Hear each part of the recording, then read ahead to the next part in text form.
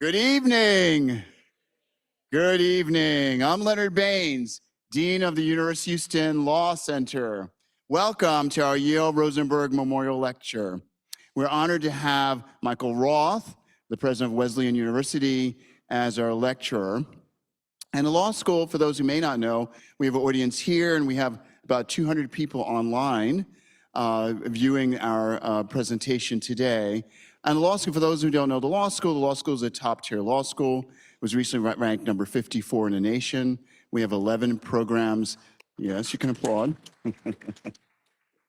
It's the highest rank it's been in a number of years, more than a decade. We have 11 programs that are ranked in the top 50. We have 4 programs that are ranked in number 1 in Texas. That is our health law program, intellectual property program, part-time program, and legal writing program. For those who don't know me, I'm the dean. I've been dean for going on 12 years. I'm the longest serving law dean in the state of Texas. I don't know if I'd go that far, but yes, 12 years, and I'm the 10th longest serving law dean in the nation. Isn't that surprising? But I also think that, it's a testament to the law school and the university and the great city of Houston, the great state of Texas. It's a great place for people of all backgrounds who just want to work hard and succeed to be able to succeed. And that's, I think, the testament of our city, our state, and which is great. But let me tell you a little about the Yale Rosenberg lecture before we introduce our guest speaker. So there'll be some reflections on Yale Rosenberg and the memorial lecture. So Yale Rosenberg was one of our esteemed faculty members who passed away in the O's.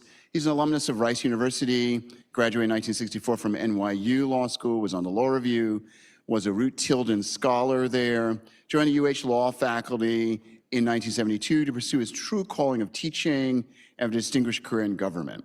He inspired instruction in civil procedure, federal jurisdiction, professional responsibility, and Jewish law at the UH Law Center that earned him the Teaching Excellence Award, the UH Teaching Excellence Award in 2000. He's an award-winning scholar. He's been called America's prophet for his analysis of the decline of federal habeas corpus. I didn't really get a chance to meet him because when I arrived in 2014, he had already passed away.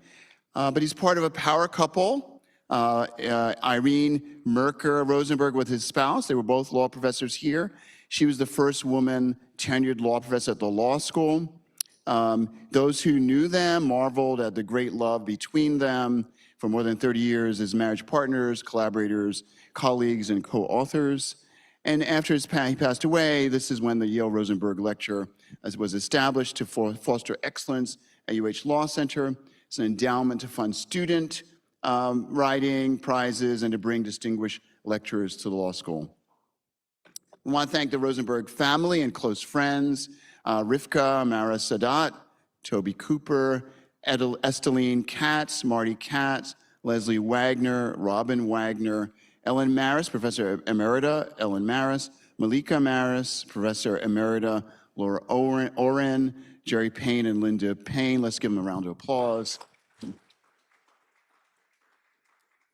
And especially Professor Maris and Cooper, they keep the fire burning for Yale Rosenberg and Irene Merker Rosenberg. And over the past few years, we've had incredible speakers who have embodied the Yale Rosenberg credo and have been our memorial lecturers. We've had Professor Sam Levine, who's now director of UH Law Institute at Touro Law School. When he gave the lecture, he was actually a professor at Pepperdine. We had Joshua Dressler, who's a professor emeritus at Ohio State University College of Law. Our own David Dow, Professor David Dow, the Cullen Professor of Law at the University of Houston. We've had Cornell William Brooks, who was at the time he came the president of the NAACP. He's now a professor of practice at Harvard Kennedy School. Our own Renee Kanaki Jefferson, who's the Doherty Chair and professor here specializing in ethics. Professor Jack Chin, who is a professor at UC Davis School of Law. Professor Tanya Hernandez, who's a professor at Fordham. Professor Nelson Tebby, who's a professor at Cornell Law School. Professor Tomiko Brown-Nagin, who is Dean of the Radcliffe Institute and Professor of Law at Harvard Law School. Janae Nelson, who's the Director, Counsel, and President of the Legal Defense Fund, formerly known as the NAACP Legal Defense Fund. Nora Feldman, who's a professor and founder of the Director of Julius Rabinowitz Program of Jewish Law and Israeli Law at Harvard Law School, and Erwin Chemerinsky, who's the Dean and Professor at UC Berkeley School of Law. So it's quite an accomplished list of scholars and activists and officials. Let's give them all a round of applause for all the great speakers that we've had. And we're now going to bring another great intellectual speaker to the midst of our Yale Rosenberg lecturers. And it's a real pleasure for me to introduce today's Yale Rosenberg speaker, Michael S. Roth, who's the president of Wesleyan University. President Roth has served as the 16th president of Wesleyan University since 2007. Prior to that, he had held academic leadership positions at Scripps College, served as associate director of Getty Research Institute, was president of the California College of Arts. And so it's fair to say that President Roth has seen higher education from nearly every angle and brings a truly comprehensive perspective. Under his leadership, Wesleyan has achieved record-breaking fundraising, raising over $482 million, much of it directed toward financial aid and expanding access for students from underrepresented backgrounds. President Roth has also overseen significant institutional growth, from campus expansion to development of interdisciplinary programs spanning the sciences, art, and humanities. In the wake of the Supreme Court's affirmative action decision in July 2023, he's introduced new recruitment initiatives aimed at strengthening campus diversity, including ending admissions preferences for legacy applicants and launching an African Scholars Program. But Professor Roth's influence extends well beyond university administration. He is a public intellectual. He's an author and leader who's become one of the most influential voices on the role of higher education in contemporary society. In many of his op-eds, including those published in the New York Times and Inside Higher Education, he engages directly with some of the most challenging issues facing universities today, such as academic freedom, political polarization, and anti-Semitism. President Roth has written candidly about the difficulty of sustaining environments where ideas can be freely expressed while also maintaining a sense of responsibility to the broader community. In a recent Inside Higher Education essay, Education as Freedom, President Roth reflects on the serious and evolving challenges surrounding anti-Semitism on college campuses. In that essay, he cautions against political narratives that say they are protecting Jewish communities while simultaneously undermining those institutions to justify limiting academic freedom. He also argues that the true purpose of higher education is not simply career preparation, but the cultivation of independent thinking and personal autonomy. He describes education as a practice of freedom, where students learn to think for themselves in the company of others. President Roth has also spoken thoughtfully about the debates on political correctness and intellectual diversity on college campuses. In his Inside Higher Ed essay, From Unruly Hearts to Open Minds, he notes that what we often call political correctness can sometimes be oversimplified way of describing much deeper societal tensions.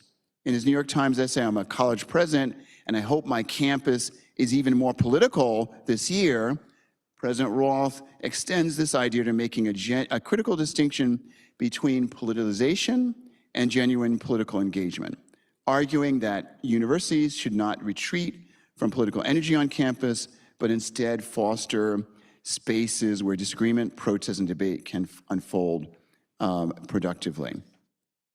Across all his work, and he's written many books also, his leadership, his scholarship, and his public writing has indicated a consistent theme, a deep commitment to the role of higher education in sustaining democratic society. He received in 2025, received the Penn Benenson Courage Award for his defense of higher education and his willingness to speak out against external pressures on academic institutions. Professor Roth is courageous, smart, talented, We're really glad that he's here. And it's his talk today is called Academic Freedom Depends on an Ecosystem of Free Speech, which builds on all his previous ideas. It asks us to think not just about free speech as an individual right, but as a part of a larger system, one that depends on for institutions, norms, and frankly, the willingness to engage with ideas that we may not agree with. With that, please join me in welcoming President Michael S. Roth.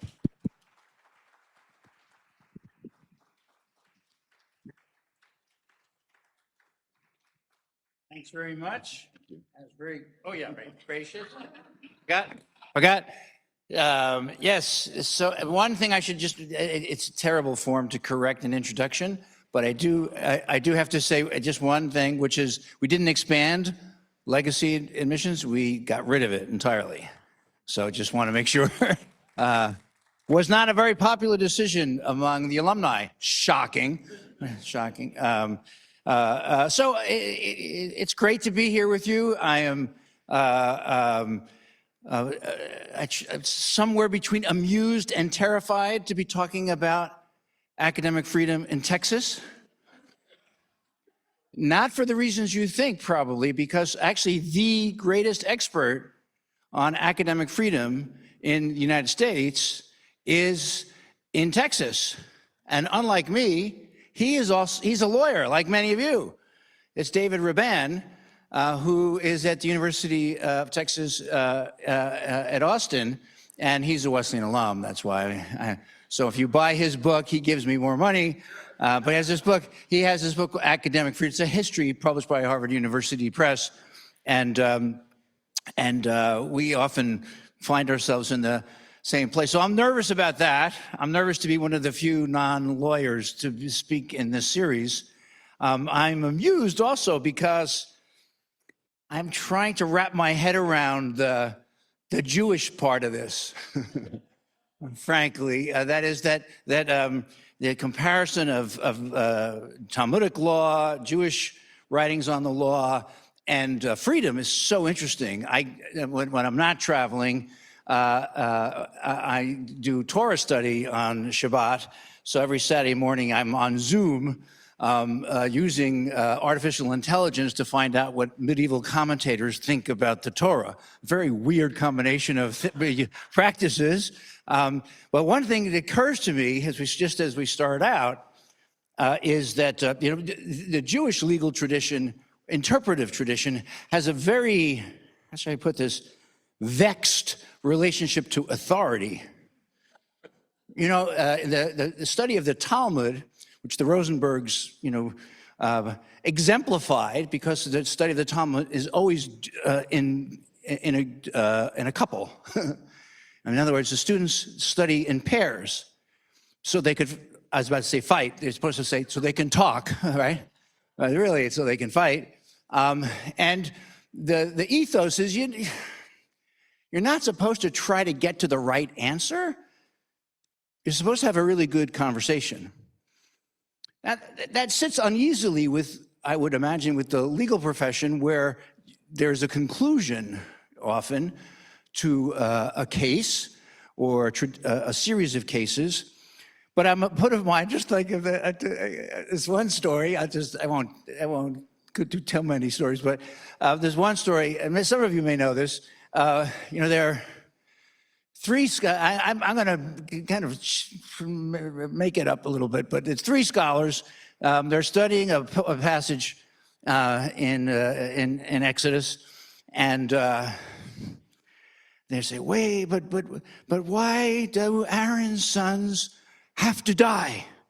Because in Exodus, quite shockingly, just 2 weeks ago, if you're following the seasonal reading of the Torah, Aaron is the head priest, Moses' brother, as you'll no doubt recall.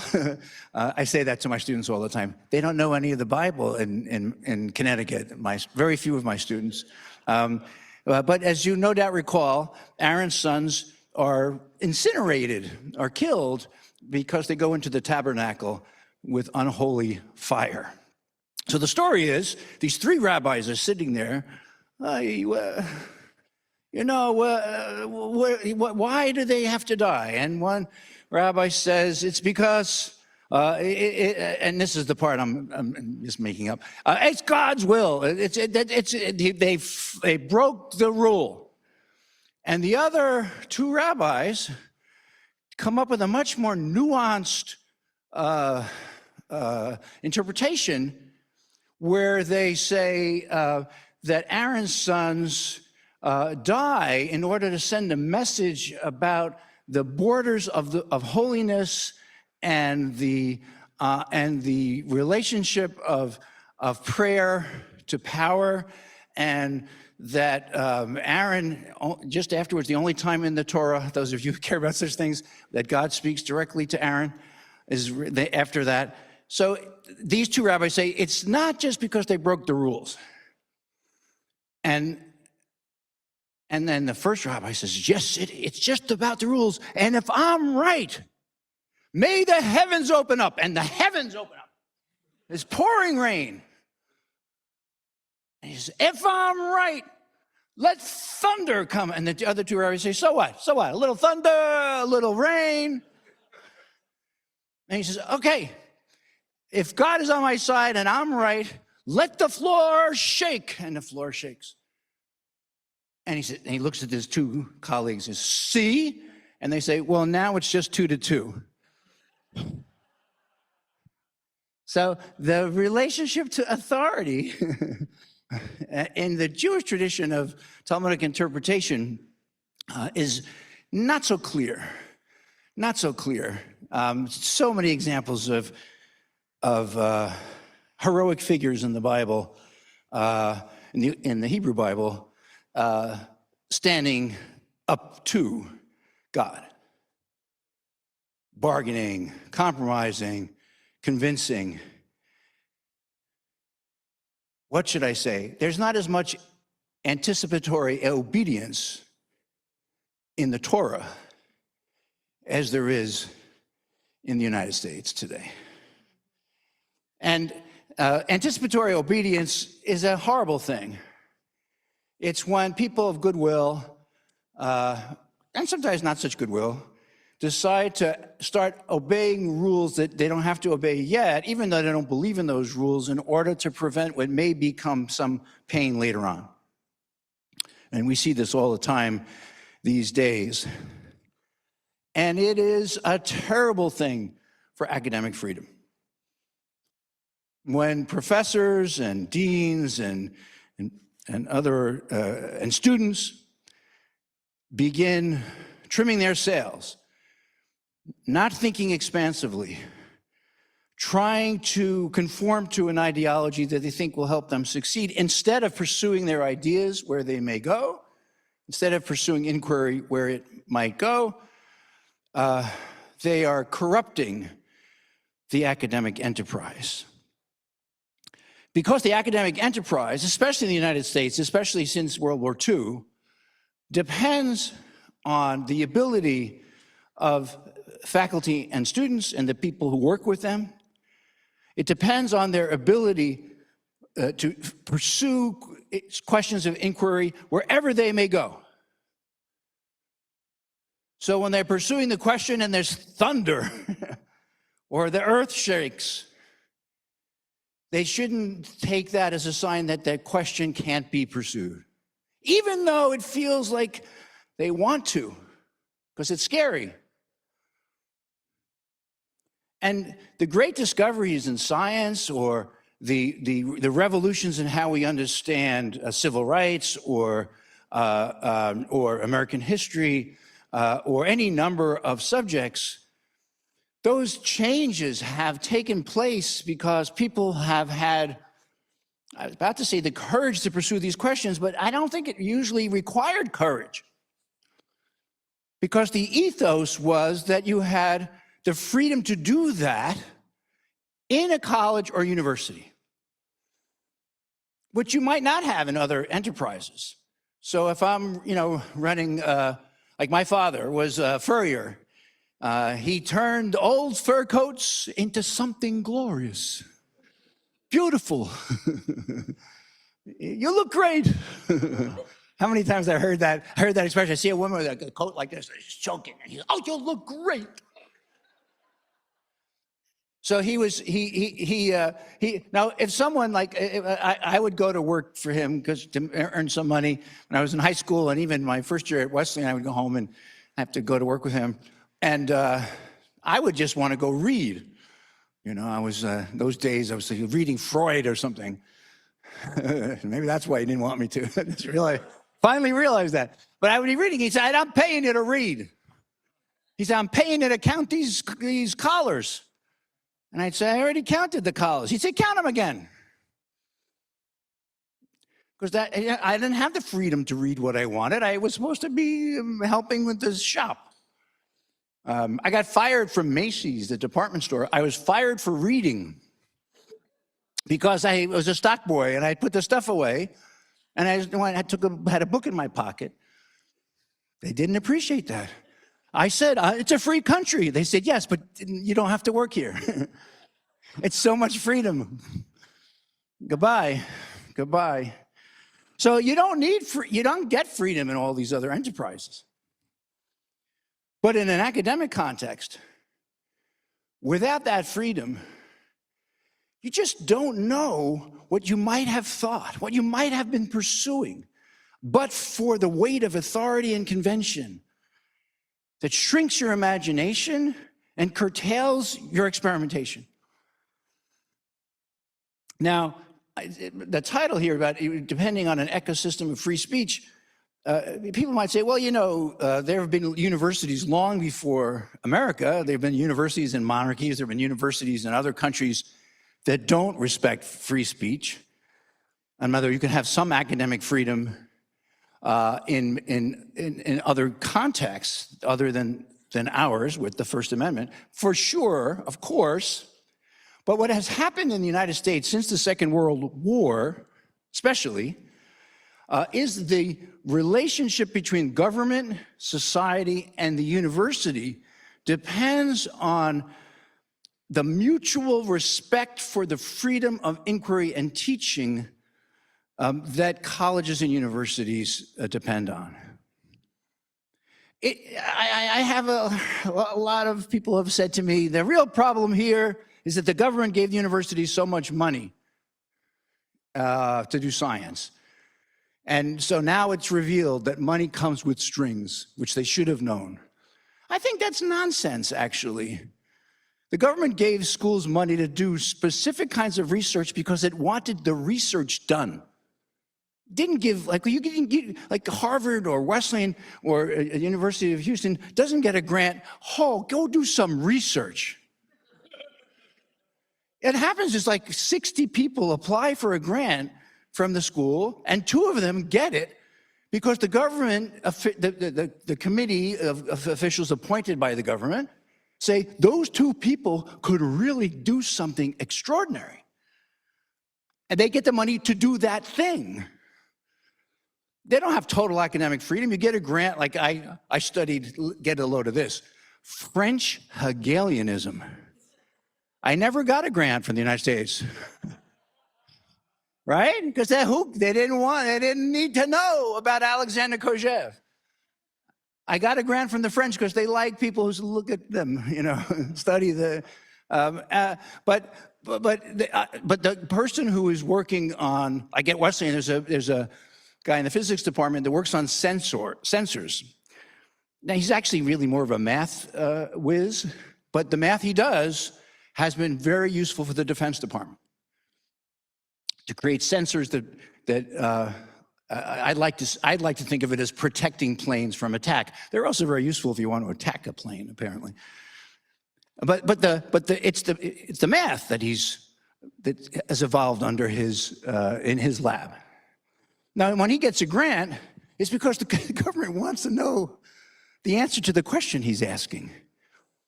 Now, what's happened now in the last couple of years, and I do think it's very different from other epochs of repression in American history, and we can talk about that if you'd like when we have questions.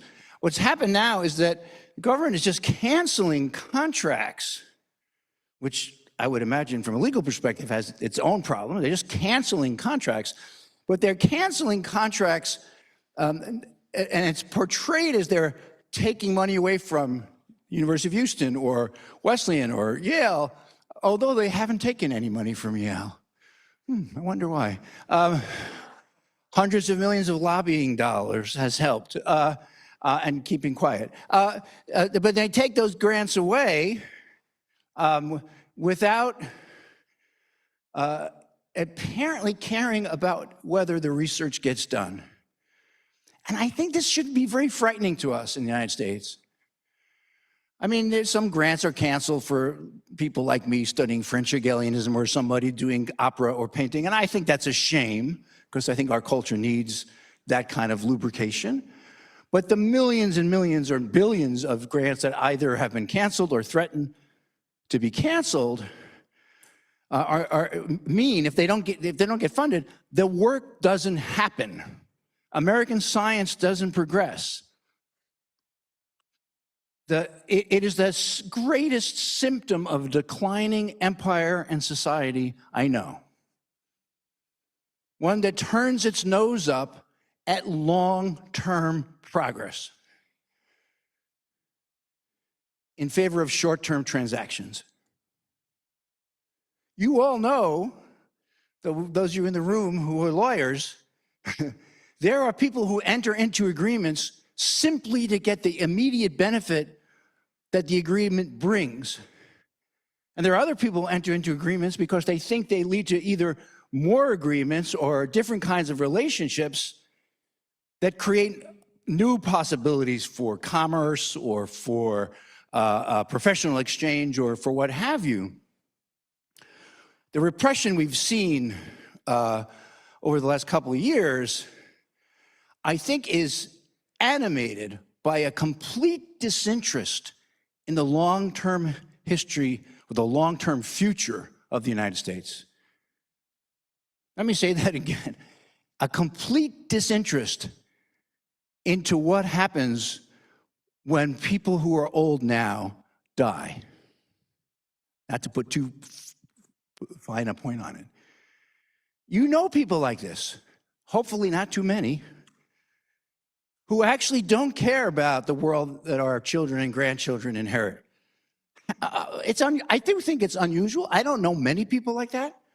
Now that I have 3 grandchildren, I'm a lot more concerned about the future that I won't see, but I want them to.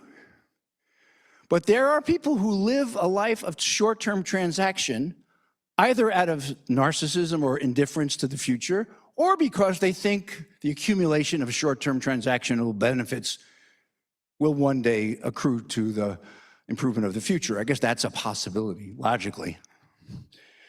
It seems to me a disaster for the United States to trade short-term punishment of adversaries for long-term cultural and scientific progress. And so, I think the attack on academic freedom that we've seen over the last couple of years is tragic for the country. Not because the country won't do well if the University of Houston doesn't have a lot of grants, or if another Ivy League school doesn't have a lot of grants. Of course, any of these institutions could go out of business, go out of existence, and the science gets done elsewhere. What we're seeing right now is the cancellation of extraordinary amounts of work, and this may be even more important, the chilling effects on everyone else. Because nobody wants to be in the government's crosshairs, for good reason. The American government is extremely powerful, even when it follows its own rules of operation. And when it doesn't follow its own rules of operation, it's frightening. And when our leaders talk openly about committing crimes, war crimes or other kinds of crimes, it should remind us that our freedoms can be easily imperiled for the short-term gains of others. Now, I want to talk a little bit about the ways in which colleges and universities have responded to this. I want to be careful because there's not just one kind of response. There are very different kinds of schools in this country, right? There are research universities like one we're in. There's law schools like where we're sitting. There are community colleges and regional publics and so on and so on. And they have different stakes in these battles. But what they have in common, I think, and at least what they have had in common for a long time, is a devotion to the freedom of their faculty and students to pursue inquiry and teaching as they see fit. There are limits to this. We can talk about those. I will talk about those a little bit. The failure of leading institutions to consistently defend those freedoms seems to me to be, I'm trying to think of a word other than catastrophic, but I do think it's a painful thing for me to see, because I have been outspoken, and because I think of myself as saying kind of commonsensical, traditional American things. I do talk to a lot of other college presidents, or when a school is being attacked, I get called and asked, can you get other schools to stand with us? Can you get other presidents to sign on to things? And that has been a challenge over the last couple of years. And the reticence of chancellors and presidents, it could be based on principle, but I don't know any college presidents or chancellors who actually would say they don't think academic freedom is an important value at their schools. So it's either based on convenience, tactics, or fear, or sometimes a combination of those things. And I think the fear should not be underestimated.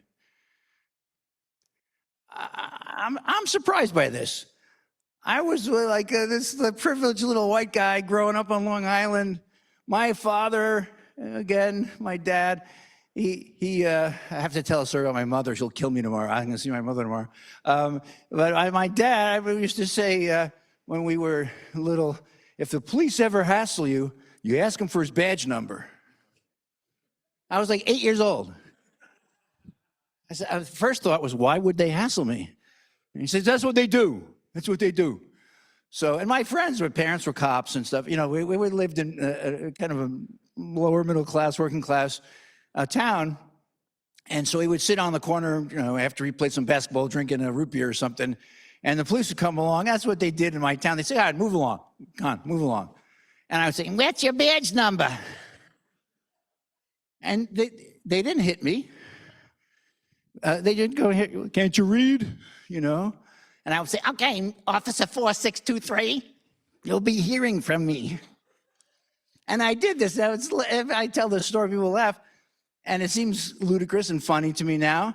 But what's interesting to me is I wasn't afraid, because I thought these are cops in my town. They, people say, oh, it's because you're a privileged white kid.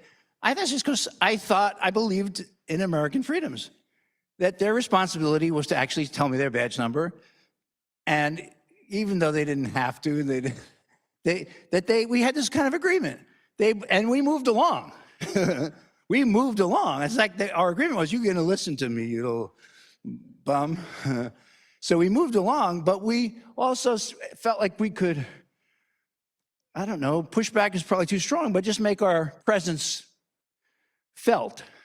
And what I see now in many schools is a real desire to not make the presence of the campus leadership felt in Washington or here in Texas, in Austin, for fear that politicians will curtail our freedoms even further than they already have, or impose their view that we should teach a certain way or not teach certain texts, which you have here in Texas in a dramatic way. And one of the things we were just talking over dinner, and I'm no expert on this, so please forgive me if I don't get this exactly right, but the more draconian bills that were proposed in Austin did not pass, I'm told, about that would have given even more control to state legislators and state officials, thanks to AUP and others who pushed back against it.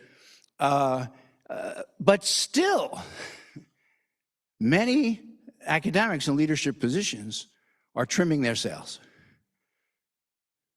I want to poke the bear. I don't want, and that's anticipatory obedience or collaboration in advance. Seems to me very dangerous, and because it creates a culture that's where free speech is chilled and where inquiry is chilled in serious ways that will undermine the future of intellectual work in our country. Now, I should say a little bit about the other factors that are, I think, threatening academic freedom, or at least the benefits of academic freedom. And this usually goes under the rubric of viewpoint diversity or intellectual diversity. I like to say intellectual diversity. And I have thought for a long time, well, actually 10 years, not that long, I suppose. I'm an old person, so 10 years is not that long anymore. I've thought for 10 years that the professoriate, especially in my neck of the woods in the Northeast of the United States, is extraordinarily biased towards left and progressive points of view. And that under the guise of their own version of meritocracy, they have imposed a kind of stifling political homogeneity, especially in the humanities and interpretive social sciences. And in 2016, I wrote an op-ed for the Wall Street Journal that called for an affirmative action program for conservatives on American college campuses. No one liked this idea. It was the best op-ed in a way, because one editor once told me years ago, he said, you'll never write anything for us. You can't, excuse my language, but he said, you can't piss anybody off. You're a president. You've got to please people. This annoyed everyone, the affirmative action program for conservatives. In 2016, my black colleagues did not want to talk about affirmative action. Affirmative action was unpopular even among the black population in the United States, so they were happy to have it, but didn't want to talk about it. Conservatives and other progressives didn't want to talk about it. But they said to me, you've sullied the words affirmative action by putting them close to conservative. They didn't even know you could do that. Sully words. And then the conservatives said, we don't need affirmative action. We just need a meritocracy. And my point, and I still believe this despite all the opposition, my point was that we have this bias problem in the academy. It's not even implicit, it's explicit bias. And what you do in a professional organization when you have bias is you make the professionals aware of their biases, and they change. In the 1970s, when I was a graduate student, the Princeton History Department was almost all men, and some of the women students and their male allies or admirers went to the department and said, why don't you hire any women? And they said, oh, we'd love to, but we only hire the best. And we did that. We all laughed. We thought, what a bunch of jerks. What a bunch of jerks. They said, well, we have the freedom to hire we want. We hire the best. And they just happen to look like us. That's what my sociology department says. Only they mean ideologically look like me. They're congenial. Congenial Marxists. Who'd have thunk it? In the faculty lounge. You know, they get along. And every study that I know has shown that since the 90s until today, the weight of the academy politically has shifted so dramatically to the left of center. And please, I gave this talk in New York. In New York, of course, somebody raised their hand and said, well, we don't have enough anarchists. I go, okay. They're not really leftists. But every study shows that it used to be, let's say, 60-40 or maybe 65-35, people left of center to right, and now it's 95-5 in the Northeast. And not every department, of course, but you'd be surprised how much that goes across academia. And so in 2016, I met this campaign just to make my colleagues aware that we might be acting actually out of political bias rather than scholarly judgment. And this point was brought home to me, actually, when I was giving a talk like this about a book I had written on political correctness and safe spaces. It's called Safe Enough Spaces. And there's a group of guidance counselors sitting in the back. And one of them raised his hand and said, if I had a student who wanted to get into Wesleyan, applying for my high school, you guys say you want civic engagement, politically active students. I said, yes.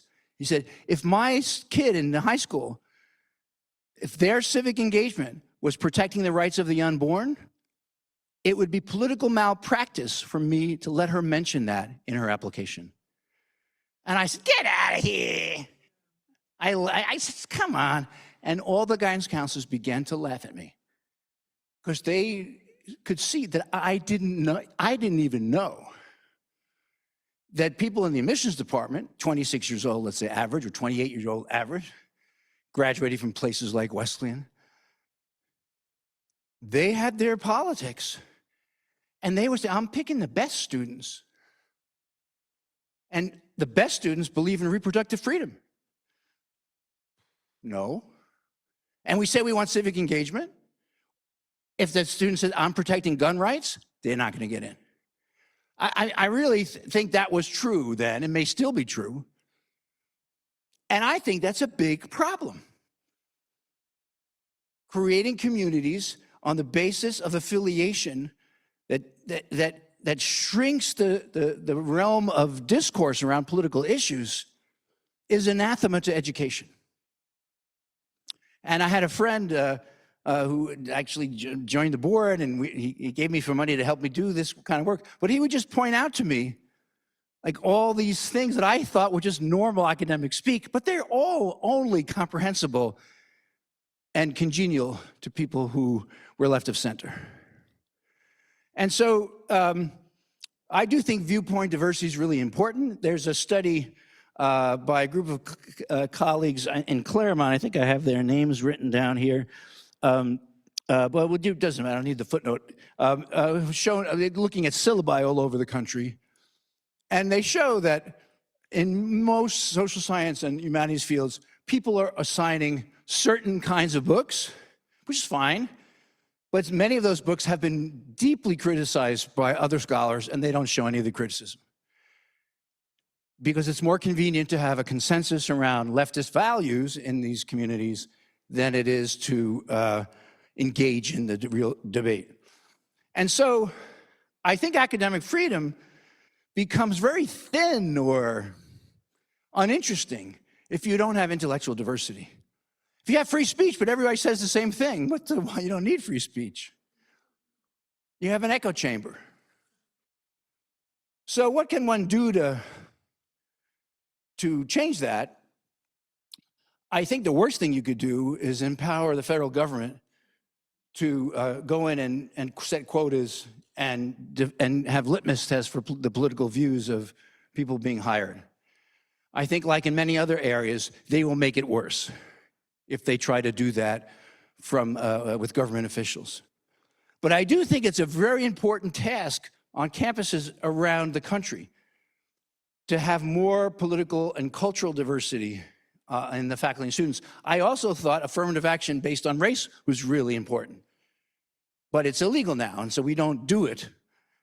But I thought that one of the reason I thought that was because I believe that diversity in the classroom, when people bring different life experiences as well as different political views, makes the classroom better. And so what I've tried to do is to annoy the faculty as often as I can by bringing this issue up and asking them to talk about it. And the response I've gotten since really even the first Trump administration is, how can you ask us to do that in a climate when, and then a litany of bad things that have happened. And I think actually it's even more important in our time to promote intellectual diversity and political diversity because of the threat that the government might impose these things on us. And they are doing it. I mean, I just read in the Harvard Crimson, someone sent me a link, that Harvard is raising, I think, $10 million endowments to hire conservatives. Now, that's not because they read my op-ed after all these years and are convinced. That's because they're scared out of their pants that the Trump administration is going to do bad things to them. And I think that fear is I mean, I guess if the outcome comes out the right way, you might say, well, the fear, it worked. But I think it's a very dangerous precedent to use that kind of leverage on universities in a way that may result not more intellectual diversity, but more intellectual cowardice. So one of the things we've done at Wesleyan to try to promote this idea is to really model it. That is to try to create more public conversations among people who disagree about lots of different things. And so several years ago now, we had an op-ed in the student newspaper criticizing Black Lives Matter. It was written by we all started a veterans program. We were for several years ranked by U.S. News as the best place for veterans in any liberal arts college. It's a low bar, I guess, but still we were proud. It was wasn't on brand for Wesleyan, but it was great. And one of the veterans wrote this piece attacking the Black Lives Matter movement, or at least saying that they have bad apples just like the cops have bad apples. And it wasn't a work of genius, but it was a provocative op-ed. And the campus went kind of crazy. They started protests, and they threw the newspaper in the garbage can, and then the Washington Post, the New York Times, and every conservative newspaper in the country wrote about this. My view was very sanguine. I said, well, it's online. So that's symbolic, throwing things in the newspaper. You're not really censoring it. But it got ugly, and the author was threatened. And so I wrote a piece for the campus, Black Lives Matter, so does free speech. And I was feeling pretty good about myself. I thought things seemed to calm down. And then I read a piece by Jelani Cobb, who writes for The New Yorker, now the dean of the School of Journalism at Columbia. And Jelani Cobb said, also a professor of history, said that free speech talk is now a cover for racism. And I had just written this thing. So I wrote him, and I said, here's what I just wrote. You just wrote this. You want to come to Wesleyan and talk about it? And he did. He said, sure. So the campus was in turmoil. There were demonstrations everywhere. Activists were full of energy. And we were in a room like this, like an auditorium, packed with angry young people, really like, argh. And Jelani, who's a big guy, he's a big, deep voice and is a physically imposing person as well as intellectually off the chart smart, gets up there and says, well, I just want to say, I want to thank President Roth. We just had a lovely dinner at his house, and we had a great conversation. And the student's like, what? You ate with the fascist Roth? That fascist, liberal, free speech, anarchist? Well, I don't know, I'm an anarchist. And so he gives his talk, which is still about how often free speech talk is used to cover racist ends. And I think what happened was that people said, you saw, we don't agree, and we talk, and we try to learn from each other. I've been very public about my opposition to the boycott, divest, and sanction movement against Israel. I've written about it in newspapers. But when the philosopher Judith Butler, who I've known since we were in our 20s, had her talks canceled in New York because of her affiliation with anti-Israeli or pro-Palestinian groups, I invited her to give the talk at Wesleyan, where she was denied tenure long ago. That's another story. But we've stayed friends long before I was there. So she came and gave this talk, and people in the audience like, why would Roth bring her? You know, the people who were whatever side on this issue they were on. And again, so we tried to model it very early in these discussions. So when Justice Scalia was still alive, I was asked by the faculty, who are clearly much further to the left than I was asked to invite Antonin Scalia to come to Wesleyan to give a talk on free speech. I thought they were joking. I thought they're just testing me. See, you know, it's like faculty power. It's their right to recommend, but it's my right. I have to send the invitation. And then I thought, I'm a pragmatist. He's not going to come. He's a Supreme Court justice. He's too busy. So I sent the invitation, not too worried about it. It seemed like within an hour it came back. Yes, I can't wait to come. Oh, she's, you know, because he says my former clerk, Larry Lessig, who you guys would know, is like much further on the left. Everyone was, but he's really on the left. He was here last year at Wesleyan, and he had a great time. So I'm coming. Oh, man. So my dilemma, I think Justice Scalia did more harm to the interpretation of the American Constitution than anyone since the 1800s until very recently. Thank you. A little delay on the left there, but if I had been on the faculty and not the president, I would have protested him coming. I wouldn't have tried to stop him from speaking, but I would have been outside banging on a drum or, you know, like my colleagues were doing. But I had to introduce him because that's the protocol of this. Talk about a Talmudic problem, right? So I had to introduce him. What I did is I injected in my introduction a very subtle reference to the historian Leonard Levy, who thought he had shown beyond a shadow of a doubt that originalism was bogus. Levy and Scalia had these debates. So Justice Scalia knew he knew, and he kind of gave me a wink. He spent the whole day at Wesleyan arguing with students, talking to people. He gave an okay talk. I mean, it was fine. No, I remember most about it is he gave this talk and there was lots of questions. We had protesters in orange jumpsuits because of Guantanamo. And people wanted to say you have to sit down or leave. They sat down or they left. I think it was a great example of free speech in action. He actually really enjoyed it. He stayed afterwards and signed books. I was like, could you leave already? Because I was worried that something bad would happen. You know, like at Middlebury or these other places where people have been shouted down. Just recently at UCLA Law School. I mean, I think people should certainly object to speakers before they come, but once they're there, the heckler's veto should not be tolerated by institutions, in my view. We didn't tolerate it at Wesleyan, and it wasn't necessary that we had it. People registered their opposition, and he made his case. And so I think that for me, all these examples, Jelani or Judith or Antonin Scalia, we have now the editor of Christianity Today comes from time to time to talk about issues of American identity and faith. I think that the appetite from our students, many of whom are on the left, or most of whom will see themselves on the left, and until they get an internship at Goldman Sachs, they seem to have an appetite.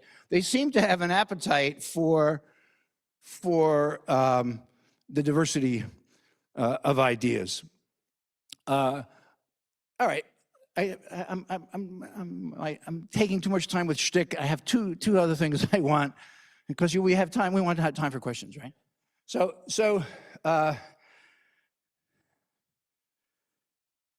I want to end by talking to you about this democracy program we have, and there may be some cooperation we can engineer with university here.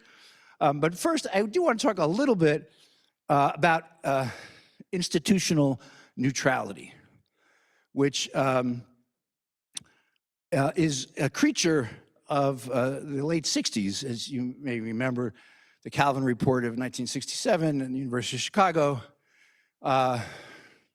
which just a couple of pages says that university should remain neutral as an institution so that people within the institution can feel free to take different points of view.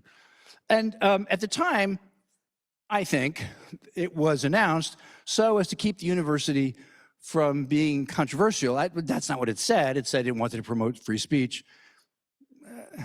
Well, I'll talk about why I don't believe that in a little bit. But it was civil rights. It was Vietnam. University was pressured.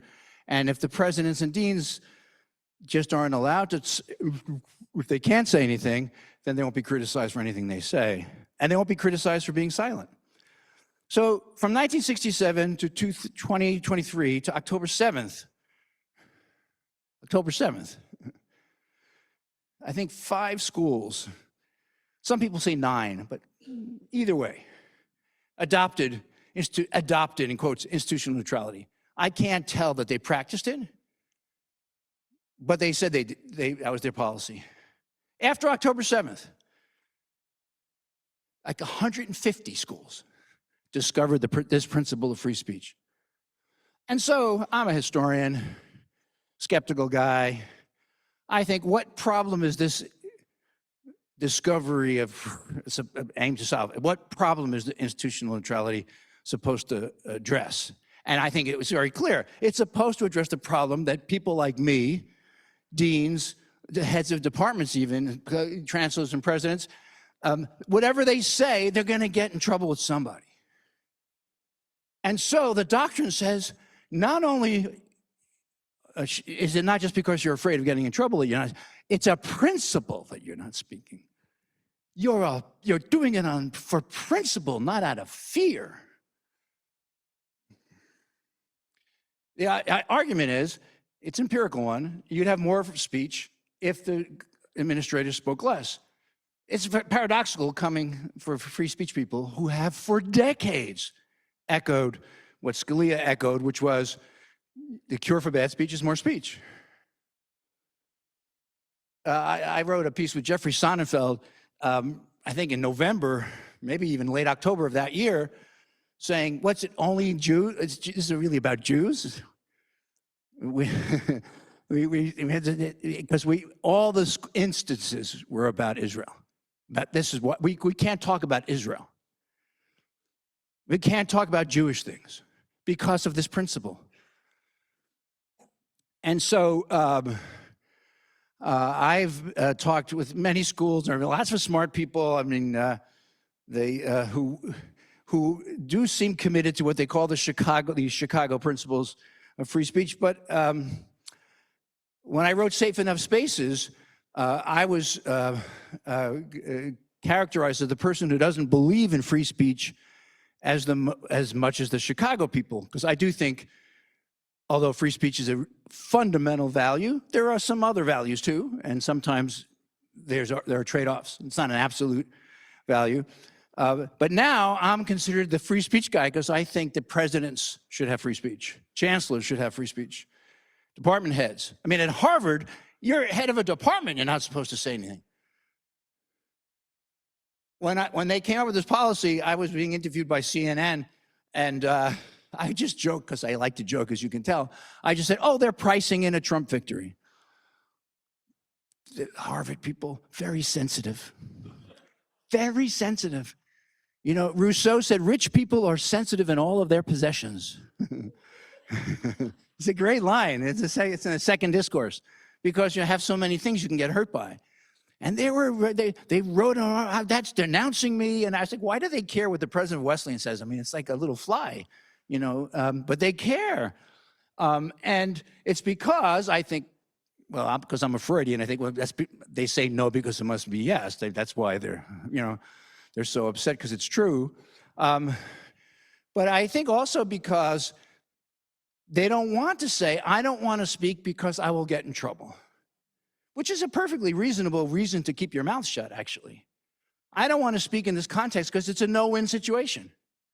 To me, that's not unreasonable. It's just nothing to do with free speech. If there was any evidence that when presidents spoke less, that other people spoke more, I would have seen it by now, because I've been asking it for a year, and it doesn't exist. Robert Post, who you know, the great legal scholar, has made this argument. So, and there are versions of this. There's the Princeton version, which I think they call institutional restraint, which is someone who went to Princeton. It's very Princetonian, you know. It's that you're not muzzled, you're just quieter, you know. There's a Jewish joke about this, but I don't think I should tell you. But if someone said, you know, I'm the president of Princeton, I don't think I should speak on this because I don't have anything to add, or I don't think I should speak on this because it won't help the university, I think that's perfectly reasonable. I know people ask me, so what's the policy at Wesleyan? And it's just that the president should try not to say as much stupid crap as he usually says. That's the principle we have. Usually people laugh more rusty at that. I'm sorry. Our communications people find out what the president's going to say when everyone else does. Now, a scholar I respect enormously, Danielle Allen, who you may know is a great political theorist and classicist and legal scholar. She says, because, Michael, you have your own voice. When you speak, they don't think Wesleyan is speaking. It's Michael Roth, who's the president of Wesleyan, but you have your own voice. And my response, I think that's true, but how is it possible that in the United States of America, with these great universities, that there aren't scores of presidents, chancellors with their own voices? I mean, how could it be that they're voiceless, that is not able to contribute to a public debate, public conversation? That seems to me a horrible indictment of leadership. All of the schools that embrace institutional neutrality, in one form or another, all of them have in their mission statements language about civic preparation, many times the growth and moral capacity of their students. They have a mission that is not narrowly tailored to some positivist view of science. The mission of American colleges and universities has long been, since the 1800s, has long been twinned with civic preparation and moral development. And the leaders of the school are supposed to speak in a register that might help in that regard. And so, again, the institutional neutrality folks sometimes say, you can't speak on everything. No one does. No one has ever spoken on everything. The convenience factor of this so-called principle or policy seems to me too high a price to pay for impoverishing public discourse. So, to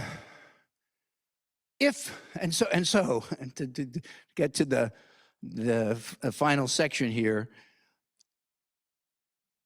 we're planning what we're calling Democracy 250, the 250th anniversary of the Declaration of Independence. Like many schools around the country, we are celebrating the birth of the nation by trying to activate the political muscles of our students to get them to participate in the public sphere. Almost every college or university in the United States, religious, secular, would agree with the following three principles: that participation in the public sphere is good for the individual, that it's good for the school in which the individual is enrolled, and it's good for America. And so at this point, when we have the 250th anniversary of the Declaration of Independence, when we have a growth of cynicism among students and about the government, about the electoral system, that's rhymed with apathy in this generation, we need to have participation by young people in democratic structures, working on campaigns, working in neighborhoods, working to defend the polls.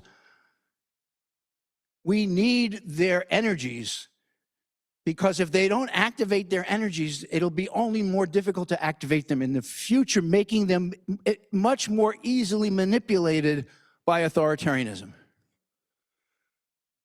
The view of many of my colleagues and some of my students, alas, is that, although they wouldn't put it quite this way, authoritarianism isn't so bad. You could still play your rock and roll music. You can still read Flaubert in your 19th century literature class. You can still blah, blah, blah, blah, blah. You can still do all those things. The shrinking of imagination, of inquiry, of teaching that would happen with the growth of authoritarianism should scare the bejesus out of us, but it doesn't, because we think, well, we're pretty comfortable still. Not, of course, if you're an undocumented person. Not if you're a trans person. And who's next? And if our students are not prepared to defend the democracy because they participated and they care about it, I ain't even about to say, if you think I'll be corny, if they love it, that's the best defense, not just about the politicians who are around now, but the best defense of the country and its constitutional republic. And so I read this winter, I was just reading Len Edwards, who became a judge in California, worked a lot on juvenile justice. Maybe some of you may know him. He went to Wesleyan, and he described in an interview with us that in 1964 he went down to Mississippi, Freedom Summer, and I always heard about these tales of Wesleyan. Rusty and I were talking about this before, with tales of these Wesleyan professors like John McGuire, who, with buses of kids, students went down to Mississippi. And Len Edwards said, it was the most harrowing experience of my life. I was arrested 5 times. My friends were murdered. It changed my life irrevocably. And I thought to myself, that's courage. Writing in the New York Times, that's not courage. Going to Mississippi and registering voters in the face of violence from the Klan, that was courage. It's not as much courage, but take some courage just to walk into a neighborhood, knock on doors, and canvass for your candidate, because you don't know what they're going to say when they open the door. You just have to think, they're not going to hit me because we're in the same society, in the same polity. We may disagree, but we can talk. That takes courage. It takes a moving over that line. And so this summer, we are hoping to get not just a few dozen Wesleyan students, but the same proportion of students from University of Houston or Texas and Austin or Michigan, and to have students just however they want to do it. Nonpartisan. I don't care who they work for. But I do care that they begin to care. Because, my friends, if our fellow citizens don't care about academic freedom, it'll be destroyed. Because we need their support. And if our fellow citizens don't care about democratic practice, it'll be destroyed. It is being destroyed now. We need to protect it by exercising our democratic muscles, just like we need to protect academic freedom by exercising our academic, intellectual, spiritual muscles and demanding what Americans have always prized, the freedom to think for ourselves in the company of others, and to take the questions where they lead us. Thank you very much.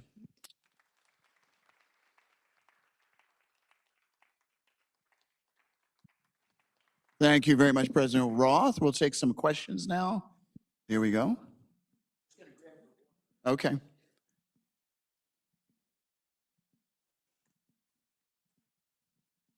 It's on. It's on.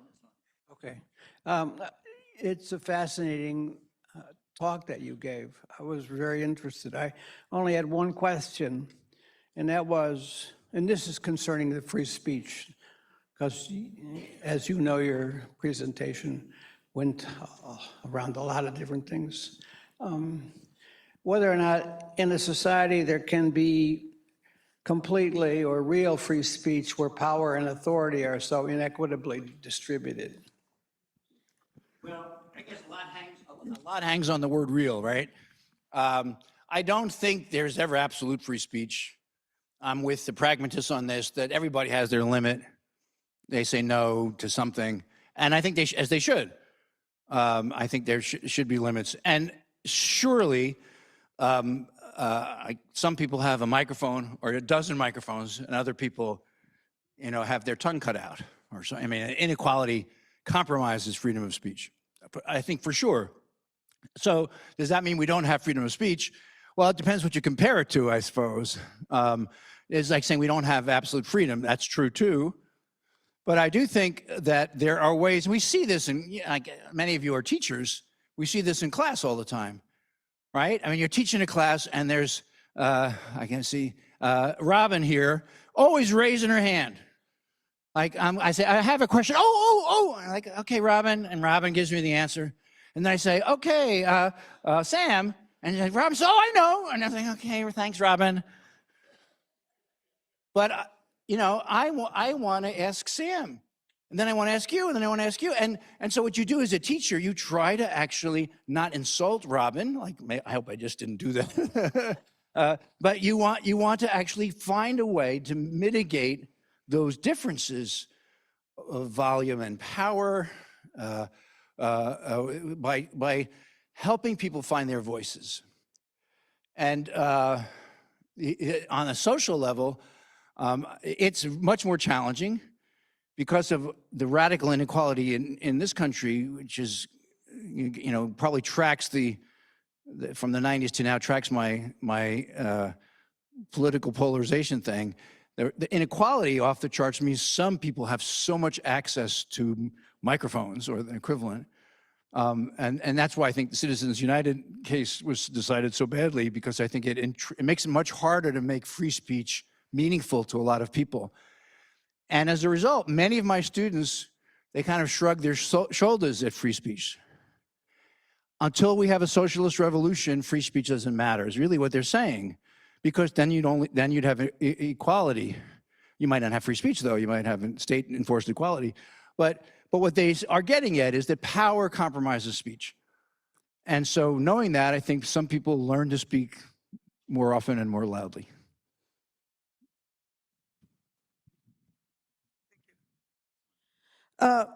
First of all, thank you for speaking.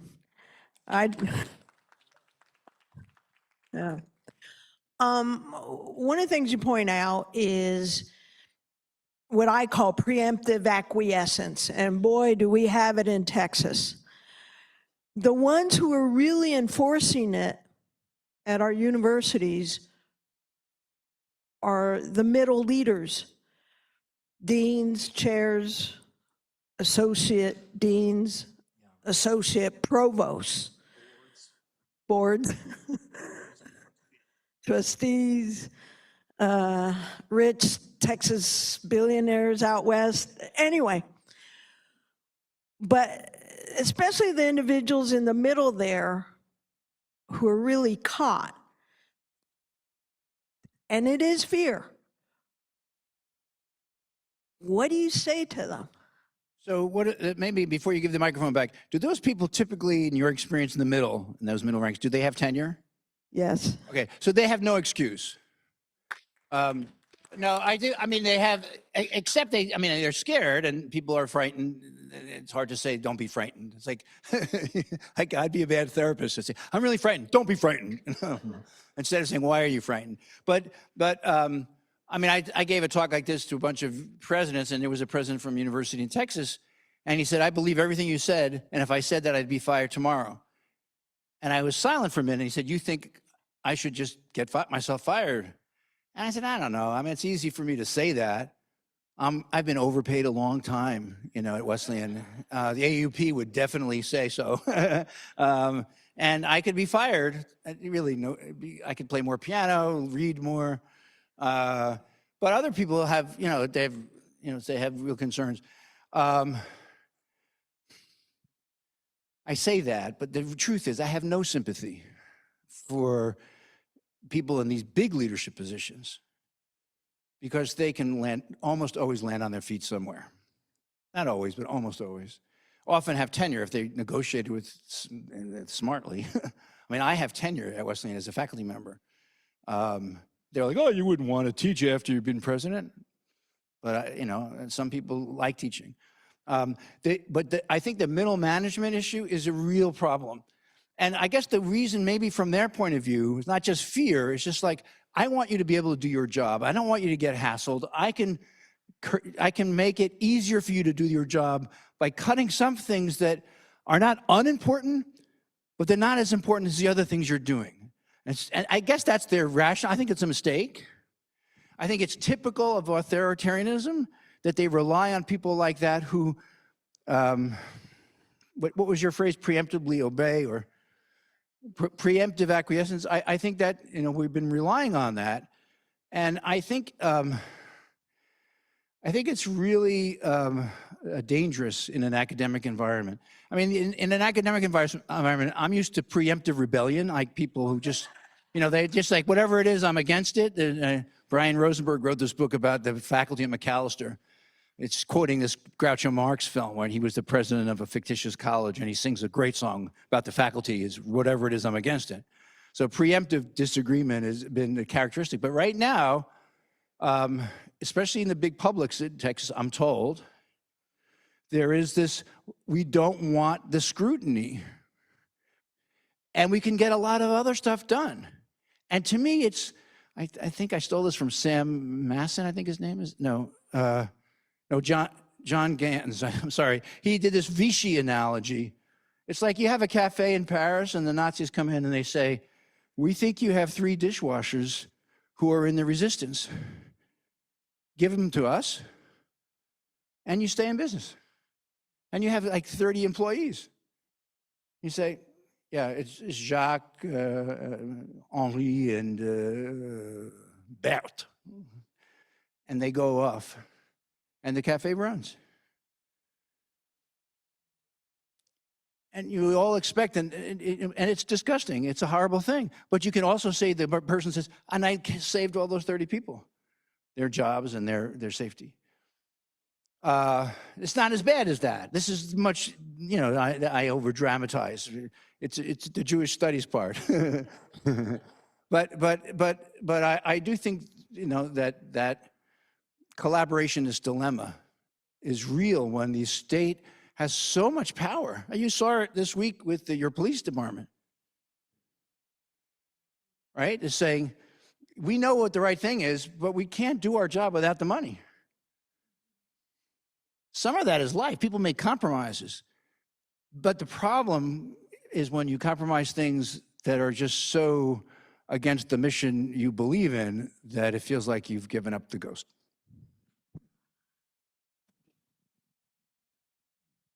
Good evening. Thanks for your talk. So one of the things you said toward the end there is that if people don't care about academic freedom, we're going to lose it. And one of the things that I have found in trying to work on these issues is that people outside the academy don't get it. They don't see the value of it in the way that we do. It's impossible to convey to legislators who've never, been in a faculty position. And so I'm just wondering what sort of strategies you think there are to get the broader public to appreciate that when faculties have academic freedom, it sort of lifts all boats, as it were. It's a great question. I'm not sure I have a very helpful answer.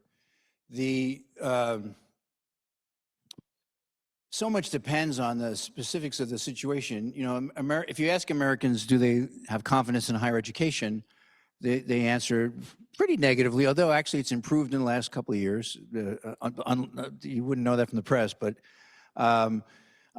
still pretty low. Not nearly as low as like lawyers, journalists, bankers. I mean, there's been a systemic decline in legitimacy. Part of, and that's a longer story. And so how do you get people to have confidence in an institution? What I find is that people have confidence often in their local institution. So you have people who have gone to the University of Houston. They love it. They feel like they're proud of it. You know, and the same would be true of community colleges or of other schools. It's certainly true of Wesleyan. You know, the parents of students, they're very grateful. They may be baffled by what the students are studying or their choices, but they're grateful for the freedoms that their kids have to discover a path in life and to leave with capacity to work after graduation that is much greater than they expected. And I think that a lot of people feel that way about their schools. So I think the way to convince more people about the value of these things is to tell better stories that are locally grounded. And it's not so much about the principle of academic freedom, but what happens when this person has the freedom to look for a cure for Alzheimer's, or this person has the freedom to look for the root cause of some other disease, or I mean, those things I think people can find quite compelling. The abstraction, like most abstractions, don't work so well. There is a lot of, again, I feel funny saying this to you because you know this stuff better than I am. There's a lot of case law about this, about how freedom of speech gives a great amount of legitimacy to the specific nature of academic freedom. So translating freedom of speech into a professional context. And David Raban's done a great job explaining this. But I think many Americans really do value freedom of speech. Of course, they value it until someone says something offensive, but then you have to explain like that you don't have a right not to be offended. And I think a lot of people, when they're with people they know in smaller groups, their neighbors, in town meetings, they actually do get over their differences or just find productive ways of compromising. So I do think localizing, personalizing are good tactics for public confidence in certain areas. And I think litigation at the national level using this body of case law is probably a good prospect to defend the professional rights of professors, just like you have professional rights of doctors and others. Let's give President Roth a round of applause. Great job.